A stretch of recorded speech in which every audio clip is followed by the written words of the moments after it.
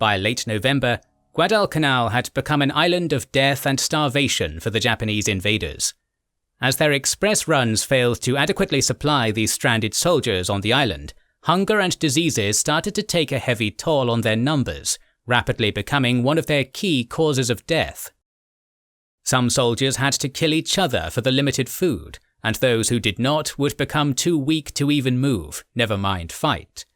This was mainly because the 8th Fleet had switched to using submarines to deliver provisions to this death island in early November, but the critical food crisis would force the Japanese to prepare their destroyers for another express run, one that would turn into a savage nighttime naval battle.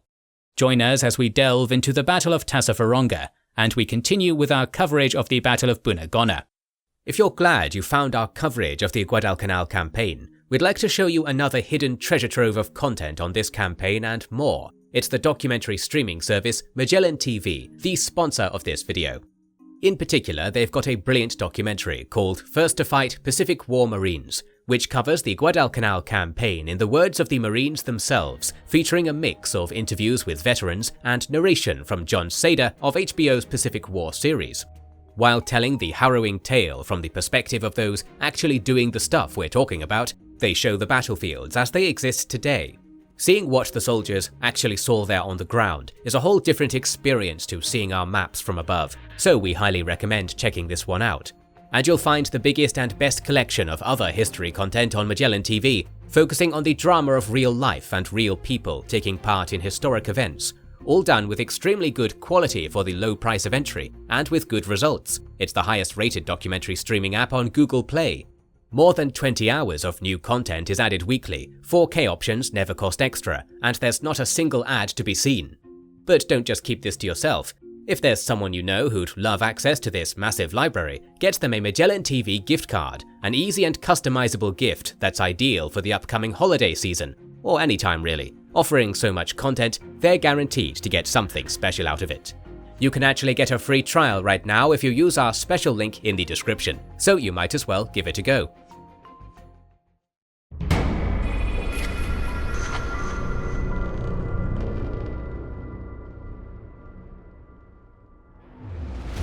As we've already seen, after the disastrous defeat at the naval battle of Guadalcanal, Admiral Yamamoto and the IJN had decided that the decisive battle for the Island of Death had been lost. In fact, their efforts were now directed to the defense of Buna, as if the Allies now expanded across New Guinea, they could threaten Rabaul, the Philippines and the Dutch East Indies. The loss of Guadalcanal paled before this host of hazards, so they were already planning to abandon the island. The Tokyo Express runs that had been executed to maintain Japanese forces on Guadalcanal had also been very costly for the invaders, resulting in the loss of many destroyers for little gain. Additionally, the use of destroyers meant that the Japanese had to expend much larger quantities of fuel than they wanted because of their strained oil supply situation. With a cycle of bright moonlight incoming, and with a particularly strong enemy force on the island, this endeavour seemed to be riskier than ever. Thus, for 3 weeks since November 16th, the Japanese had been employing submarines to bring provisions to their stranded forces on Guadalcanal, yet each submarine could only deliver 20 to 30 tons of supplies, about 1 day's worth of food, and so a critical food crisis would rapidly develop, finally forcing the 8th Fleet to return to using destroyers for their express runs. This time, however, the destroyers would pull ashore a central line of watertight drums, half filled with 330 pounds of rice and barley that would be thrown off the destroyers' decks, thus reducing their exposure period off Guadalcanal. On the night of November 29th, Admiral Tanaka's reinforcement unit then prepared to depart the Shortlands, with 4 destroyers bringing 240 drums each to Tassafaronga, 2 destroyers bringing 200 drums each to the mouth of the Umasani River, and Tanaka's 2 destroyers giving them a screen. In turn, the Americans, led by Admiral King, were pushing to get more reinforcements after their heavy losses at the naval battle of Guadalcanal. Admiral Halsey would also see the refurbished carrier Saratoga and the battleship Indiana come back to reinforce his command. And in replacement of Admiral Callahan's shattered unit, Admiral Kincaid was to form Task Force 67, with the mission to thwart possible new enemy landings. For night combat, he would have to develop a new operations plan based on recent experience, forming one destroyer and two cruiser groups, each one led by an SG radar ship. Kinkaid intended to exploit his radar advantage with a surprise destroyer torpedo attack, followed by cruiser gunfire from afar. Additionally, cruiser float planes would conduct scouting and illuminating duties for the task force.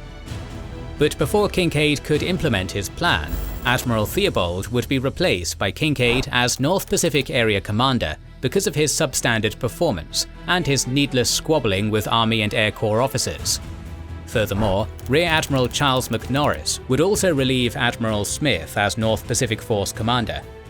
In Kinkaid's stead, Rear Admiral Carleton Wright became the new commander of Task Force 67, implementing Kinkaid's plan and immediately heading towards Guadalcanal to intercept Tanaka's reinforcement unit. As he departed Shortland, Tanaka had crafted his course to evade aerial detection, yet by 0930 on November 30th, an Allied plane had begun to shadow him. At the same time, a Japanese search aircraft warned of enemy destroyers and transports off Guadalcanal, so Tanaka signaled his ships to expect action that night.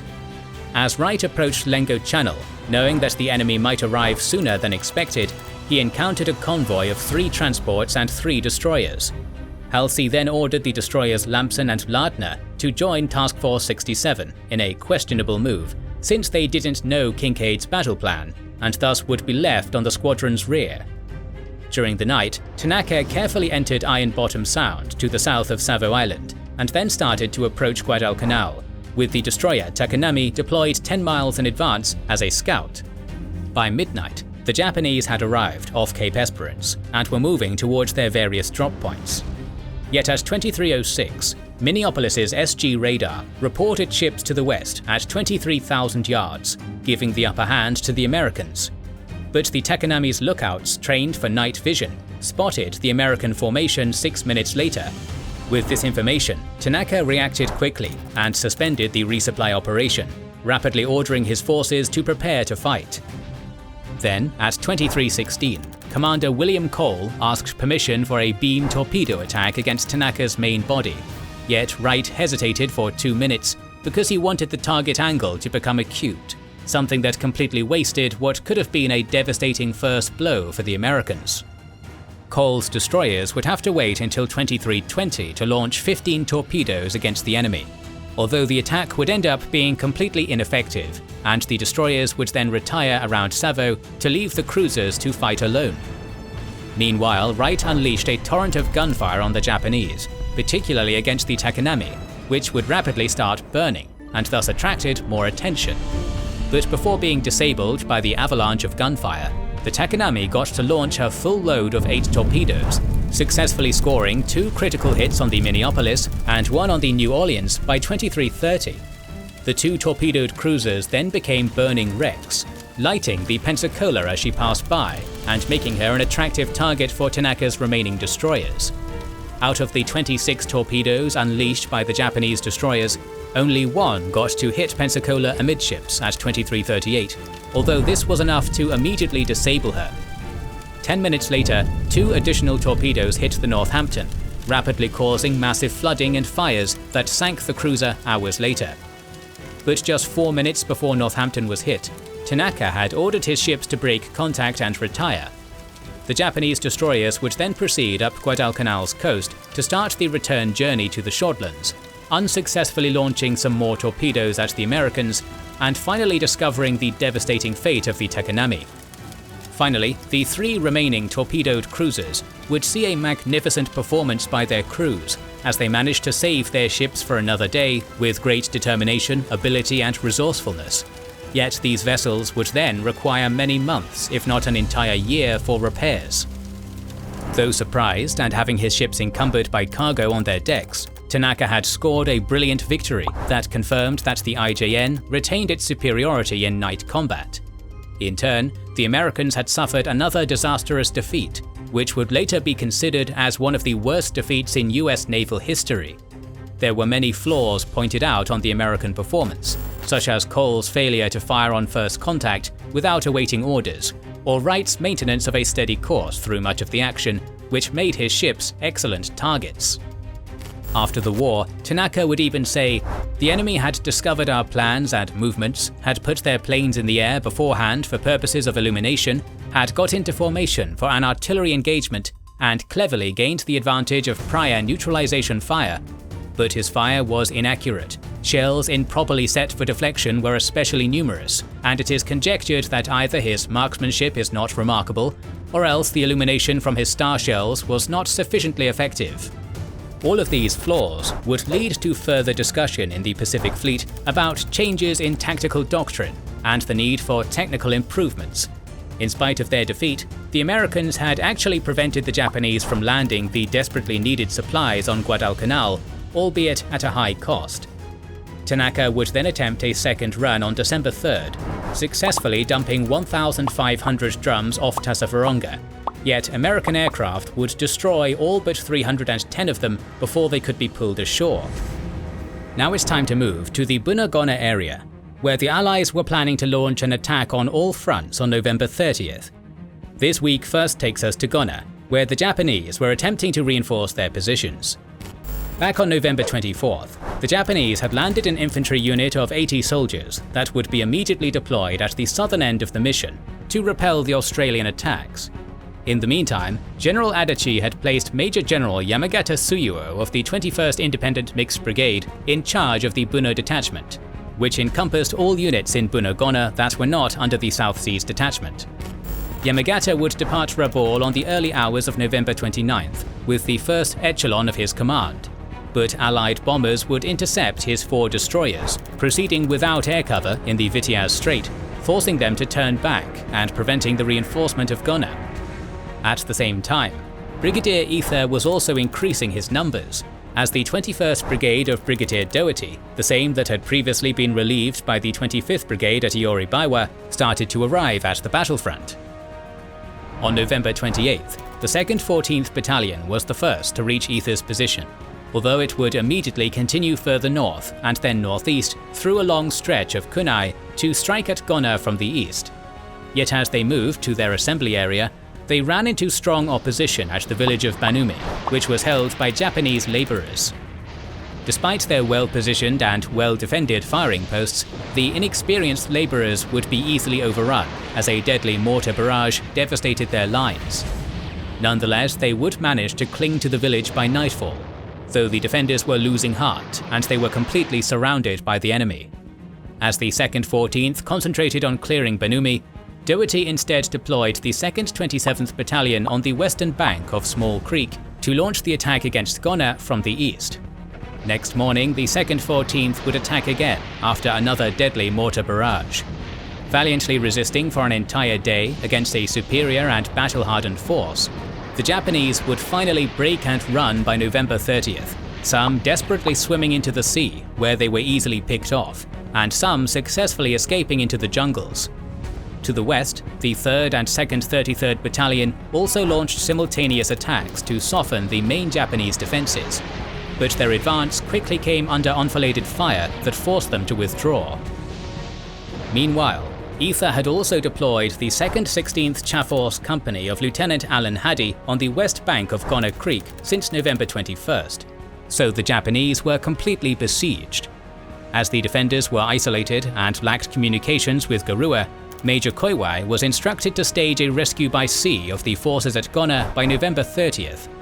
Departing Sanananda during the night with 2 companies of his battalion, Koiwai would reach the Gona beaches after midnight, but failed to identify his compatriots' positions and eventually had to withdraw under Australian fire.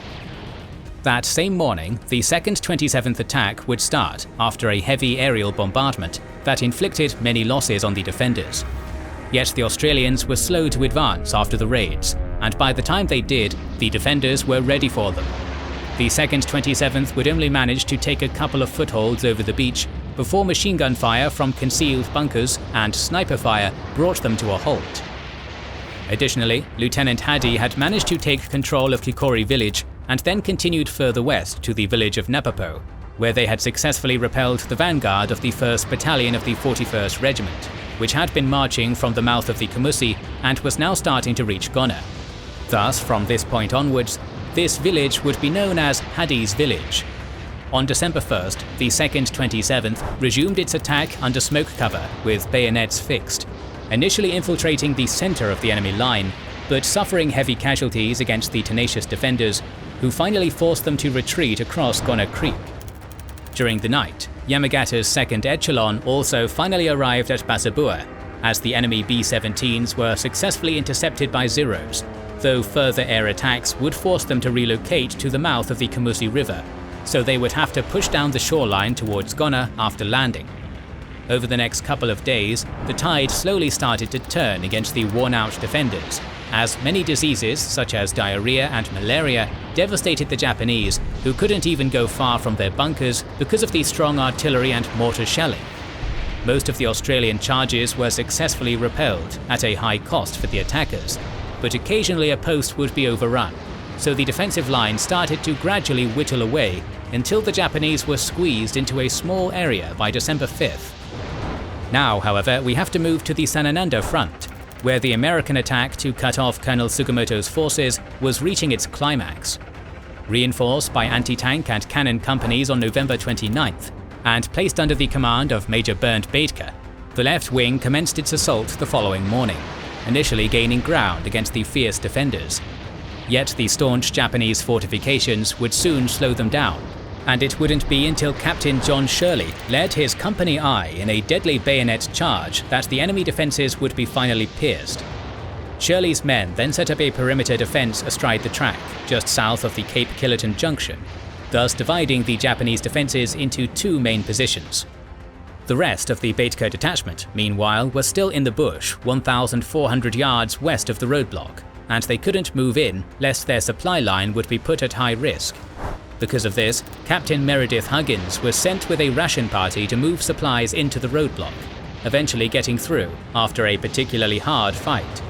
On December 1st, the Japanese immediately started to launch their first wave of constant counterattacks, which would manage to hold Shirley's men in check for the foreseeable future. As the Americans had dug in on a fairly open space in the midst of a swampy jungle, surrounded by tall trees, vulnerable to sniping and surprise attacks, the roadblock perimeter would be easily reduced, killing Shirley in the process. Huggins then took command of the forces there, thus giving that position the name of Huggins's roadblock. In the following days, the Japanese would continue to repeatedly attack the roadblock, while at the same time pushing back all attempts to break through their lines, gradually wearing down Huggins's men and placing their position at high risk.